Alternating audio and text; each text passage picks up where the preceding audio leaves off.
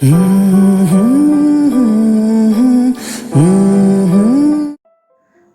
with fame. It happened for the first time with Channel V's show Pop Stars.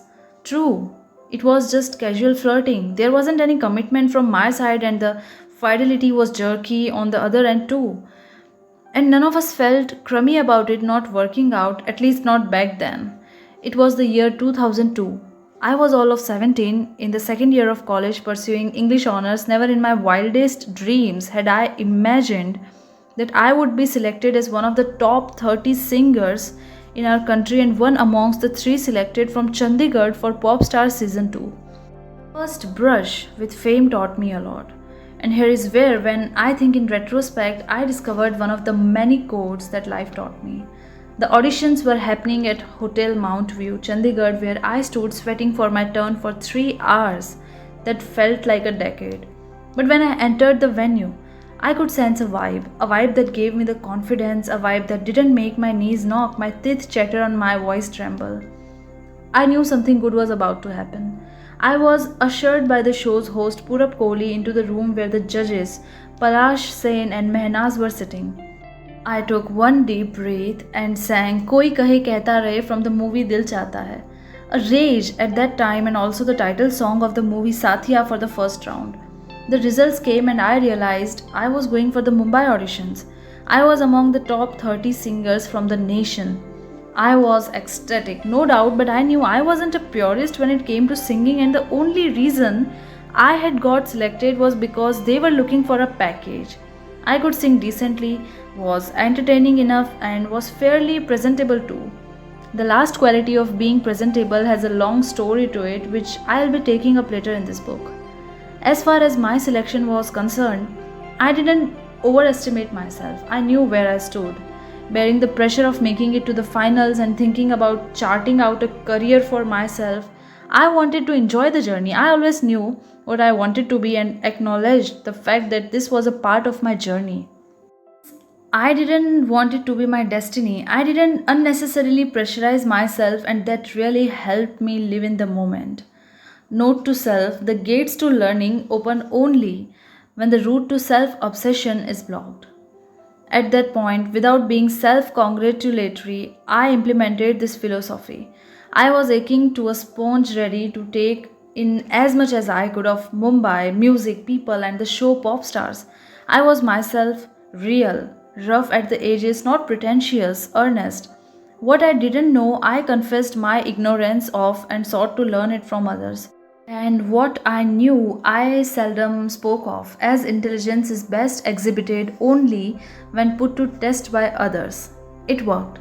The judges liked me. Perhaps the genuine gullibility is what they liked. Palash used to frequently invite me for his events. In fact, post Pop Stars, I was the only contestant who traveled with Purab and Palash to Leh. In short, I guess they liked me, and so did destiny. The contestants of Pop Stars were a buzzing lot. Among my contemporaries was Neeti Mohan, who is still a dear friend. She too was a complete package, born to be a star, cute looking, a classically trained singer, dancer, and a complete dramebaz to boot. In short, a true rock star. I always knew she was going to be star, a fact that is now set in stone after she received the R.D. Burman Award for an upcoming musical talent. At the Filmfare Awards recently, she was the most grounded too. When she was selected in the top 8 along with me, she hugged me and cried her heart out. At that point, I realized two things. One, that what she had was real passion for her art. And two, that this was not my passion, despite being in the top 8 just like her, and despite the fact that I loved singing and composing songs. And that's when I knew what I had set my heart on. Vasudha was someone I knew from my college days. As a student of our rival college, Hindu in Delhi, she was a complete natural. She was predominantly into Western artistries and played the guitar well. Sangeet was not a great singer, but an amazing musician. Jimmy was the oldest in the group and had great energy. He was a decent singer and a fabulous guitarist. These four formed the group Asma and released their first song Chandu Ke Chacha Ne. Apart from them, there was Amit Tandon, who later became a Channel V VJ and an actor on a GEC General Entertainment Channel. Manjari Fadnis later shot to fame as Imran Khan's pretty girlfriend in Jaane Tu Ya Jaane Na. Mansi Parekh became a fabulous actor on a GEC and also won the Star Ya Rockstar singing contest. Surveen Chawla, also from Chandigarh, the prettiest girl out of the 30 and the youngest of the lot, is now an acclaimed Punjabi actor and has made her debut in Bollywood. She later became known face of a GEC and will be scorching the big screen soon. The routine at Pop Stars had us sing innumerable songs every day. The drill started with Mickey Mehta's fitness classic in the morning, followed by singing workshops and sessions. Post that, we were free to do whatever we wanted to. Most of us chilled out till late in the night, but my roomie Jaspreet and I would retire to our room and sleep with an agenda to wake up fresh. But that didn't happen. The sleep part, I remember being perpetually nervous. I was never confident about myself. Each day was like the last day for me as the eliminations happened after every round. Again, the nervousness was not about reaching the top 4. Trust me when I say that it was all about giving a good performance and reaching as far ahead in the journey as possible. It was my first exposure and I truly wanted to make the most of it. In fact, I remember one instance when, in one of the workshop sessions, we were asked to write, sing, compose, and choreograph a song. Two opposing teams of 5 were formed. My group had Neeti and me amongst the most enthusiastic of the bunch. We not only wrote and composed a song but also choreographed a dance that turned out pretty well. Since she two of us were the only dancers, we stood out and we won. The way we bonded, sang, and danced, people began to assume there was something brewing between the two of us, despite the fact that everybody knew we were individually in committed relationships.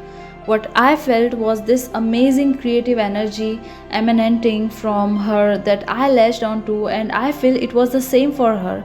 It was that wonderful amalgamation of energies that helped us create a beautiful song that won us the round. And then there were others creating waves of controversies. Physical attraction at such shows is a common phenomenon. Manjari Fadnis and Amit Tandon, the good looking duo, had definitely something brewing there later. Of course, they dated for a bit. Again, it was relatively new exposure for a small town block like me. Speaking of my humble small town existence, I remember this being the first time I had stayed at a 5-star hotel, the Grand Hyatt. It was quite frightful among the many other things that we had to manage. There was one particular issue that was disconcerting to both Jaspreet and me. There were no bolts in the washroom. We would, in any case, be in a state of constant fear for most of the day, and now we couldn't even take a dump without the fear of being indecently exposed. And this was the same hotel where the press conference of my first solo anchor television show, Music Ka Maha Mukabla, was held. It's amazing how life comes a full circle.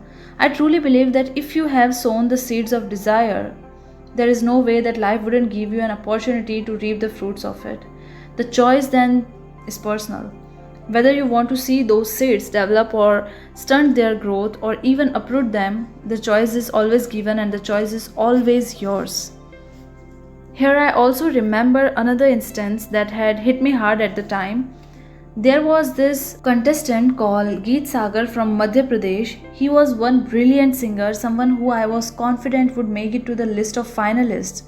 I was shocked when he was rejected a lot before me. It was honestly depressing. He was extremely talented and in a way I felt guilty, but here the code was operating. A code incomprehensible to my juvenile self at that point of time. A code that I realized existed only after my movie Nautanki Sala, a code that I will talk about later in the book. The unpredictable twists in Popstar took Amit Tandon by surprise too. I vividly remember the day the results for the top 4 were announced. Amit was confident about making it. In fact, even before the results were out, he had arranged a cake for himself to be cut later and shared with the rest of us after the obvious decision.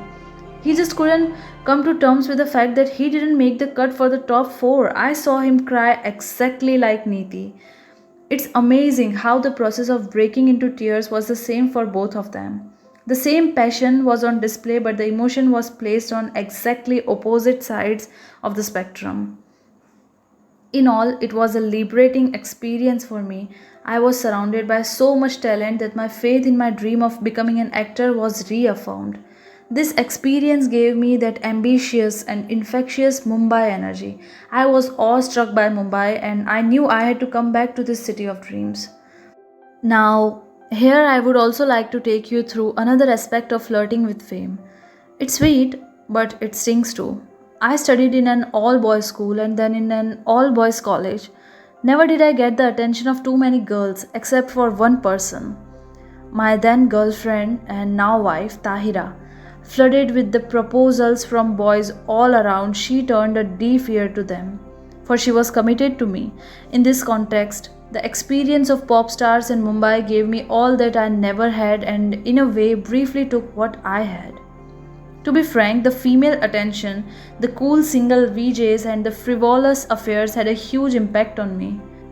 I was at an impressionable age and was mighty impressed with Mumbai's alluring coolness so much so that at one point I wanted to forget the commitment I had made back home. Now, before you quickly start judging me, give me a chance to tell you about my past. Like I have mentioned earlier, being presentable was one characteristic that I had to struggle with for the longest time ever, and it reminds me of my life before pop stars. I remember expressing my love for cinema to my folks when I couldn't even tie my shoelaces. I can never forget the sight of my own self, born with crooked teeth, flat teeth, and ostrich like jumpy walk, being the shortest in my class, and to top it all, being extremely skinny. It was as if my skin didn't like being separated from my bone, so it stuck to it like a faithful lover, leaving no space for fat, the philanderer. In fact, there were no clothes of my size. So my permanent accessory was a belt. My father was perhaps unhappy and even frustrated that I wasn't growing up to be the Gabru Punjabi Jawan. Butter, cream, chicken, and my mother's desperate prayers, nothing worked. I was born after 5 miscarriages, perhaps a reason for both my parents not to give up on me. I was never the one who was cuddled by family friends, and I thought that was how it was. Not until the day when arrived another, oh sorry, the first cute baby boy in our family. Fair, round, black haired, inquisitive, eyed, and button nosed, in short, Apar Shakti. My baby brother, straight from a fairy tale. I loved him too and was amazed to see what an auntie magnet this little one was.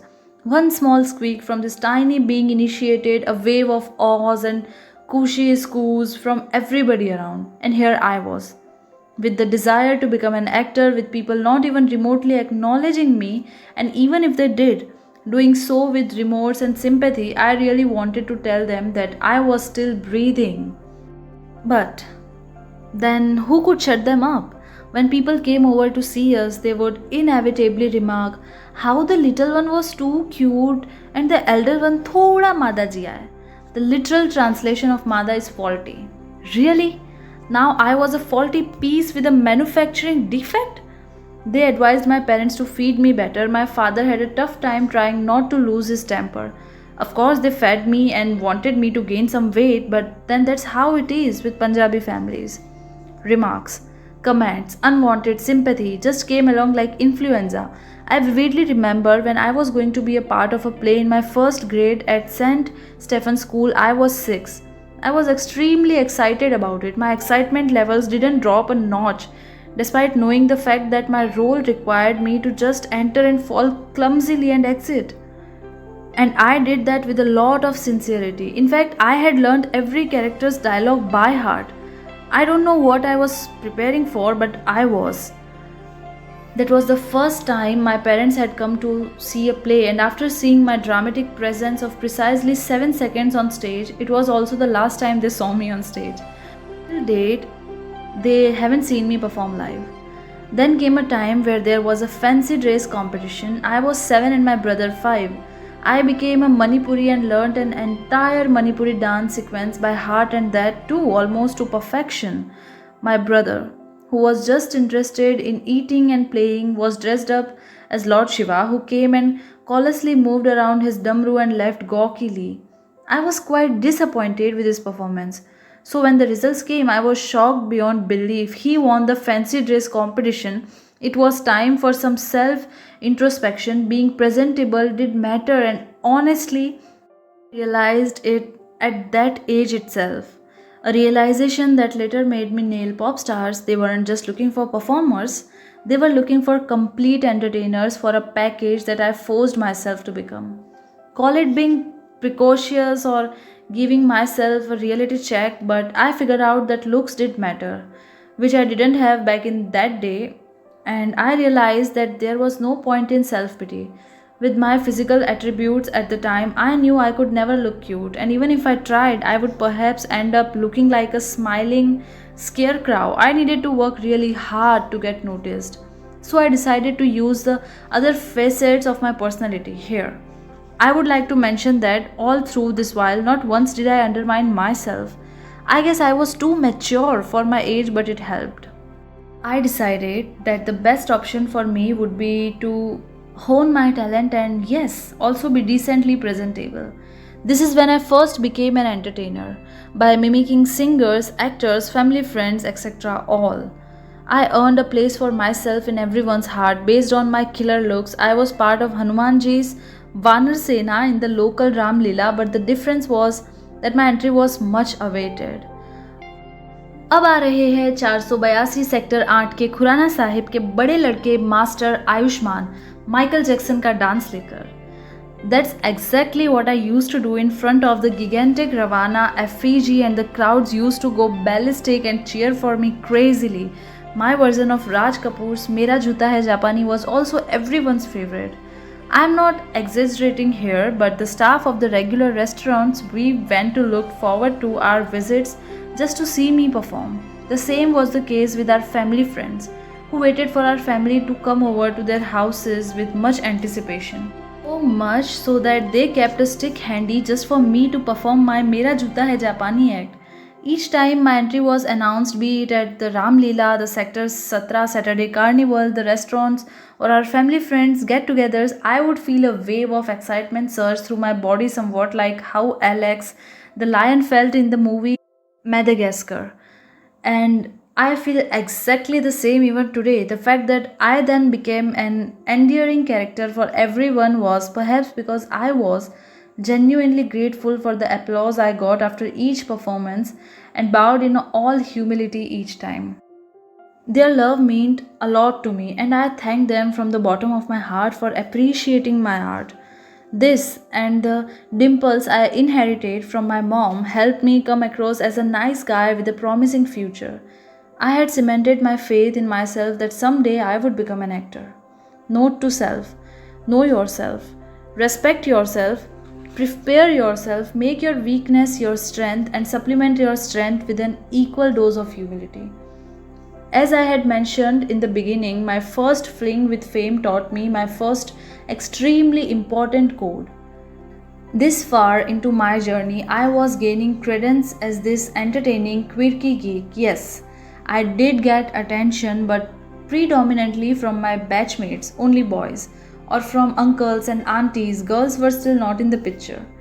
Cut to pop stars, suddenly I was this cute guy who sang like a dream. Girls began to hit on me. This was a huge leap for me, from being the nerdy guy almost on the verge of being called ugly to becoming a dreamboat. This became my best trip ever. Anyway, I was rejected after reaching the top 8, but it didn't hit me hard because it was only fair. Neither was I best singer, nor was that my aim. So I went back home with a whole lot of new experiences, and honestly, some amount of air too. Despite being a practical, grounded person, I faltered. The fact that I was the first Chandigarh boy to have made it to the top of a major talent show got the better for me. This was when I lost my ground for the first and I hope the last time. When there's no humility, there's enough room for stupidity. So the one stupid thing that I did on reaching Chandigarh was breaking up with the one honest person in my life.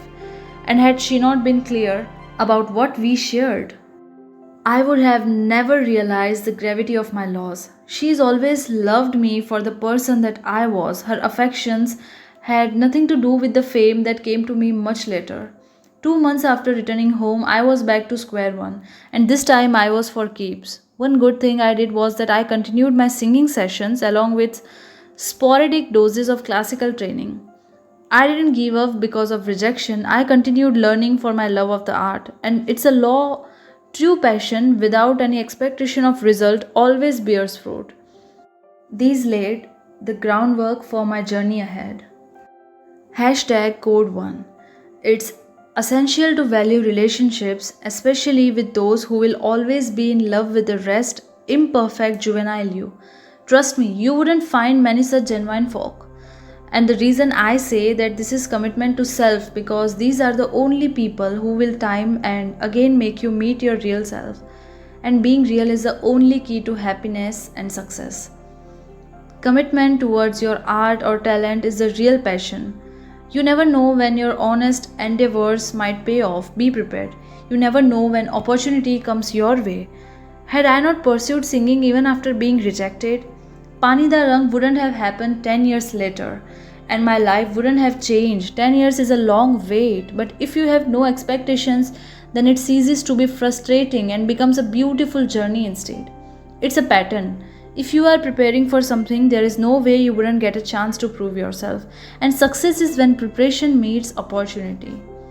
It has happened to me. It has happened to others who have made it, and it will happen to you too